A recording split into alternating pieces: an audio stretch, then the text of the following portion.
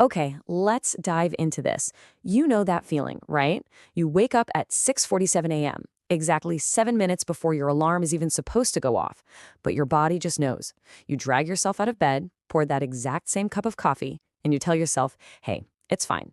It's for the security, the decent salary, the dental." But honestly, as you stare at the ceiling, there's this heavy, sinking feeling. You're literally making more money than your parents ever dreamed of, and somehow you're more broke than ever. Welcome to our explainer of the source material today. We're looking at a highly engineered system that is, quite frankly, designed to keep you exactly where you are. I mean, just look at this number 4,847. The source material points out that this is the sheer number of days you might spend waking up at that exact time for the exact same company. Think about that. That's almost 13 years of the 9 to 5 grind. Every single day, you're trading your limited time on this earth for a paycheck that just, poof, evaporates. It's the gritty, unglamorous reality of modern life for sure. It's a better pill to swallow, isn't it? Thousands of days at the exact same desk, and you're still broke. This is the central paradox we're looking at today. You are earning more. Maybe you're even hitting those six figures you were always chasing. Yet functionally, you're just treading water. And the source makes a terrifyingly clear point here. You feeling this way is absolutely not a coincidence. It's entirely by design. Part 1. Death by money fragmentation. So the system doesn't just hand you your paycheck and let you choose what to do with it. No, it pre-spends your money. Now, what's really interesting about this slide is, well, meet Sarah. She makes 85 grand a year. On paper, she sits securely in the top 20% of earners in her country. By all traditional metrics, she made it. She should feel completely financially secure, but she absolutely doesn't. Let's look at exactly why. Here is Sarah's brutal biweekly reality. She takes home about $2,458 after taxes every 2 weeks, but the system fragments this instantly. Rent takes $1,200. That's nearly half, right off the top. The car, insurance, and gas, another $550 gone. Groceries and a little takeout siphon away $400. Utilities, $140. Phone and internet subscriptions drain another $120. It's just this relentless cascade of automated deductions. Your money literally vanishes into the machine before you can even process it. And by the time all those required obligations are met, this is what Sarah has left. $48 for an entire 2 weeks. I mean, just let that pathetic little number sit there for a second. You are watching a systemic robbery play out in real time, entirely legally, paycheck after paycheck. So, why doesn't Sarah panic? Why aren't we all just rioting in the streets?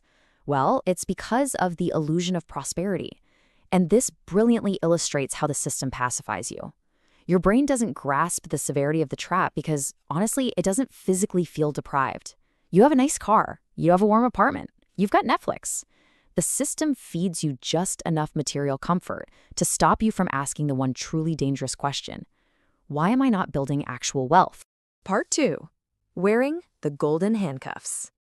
If money fragmentation is the physical trap, well, lifestyle inflation is the psychological glue that keeps you stuck. Let's move to and see how this builds. Year 1, you make $60,000. So naturally, you upgrade to a nicer apartment. Year 3, you hit $90,000. Hey, time to finance a better car, right? Year 5, 110 grand, and now it's private school and a bigger mortgage. The source argues that with every single raise, you willingly click these golden handcuffs onto your own wrists. The CEO making $500,000 is literally just as trapped as the guy making $50,000 if his lifestyle requires $450,000 just to maintain it. You have a lifestyle, not wealth. I mean, wow, that is an absolute gut punch of a quote from the source. Take David, a tech worker mentioned in the material. He's making 6 figures, but felt absolutely sick to his stomach at the mere thought of quitting.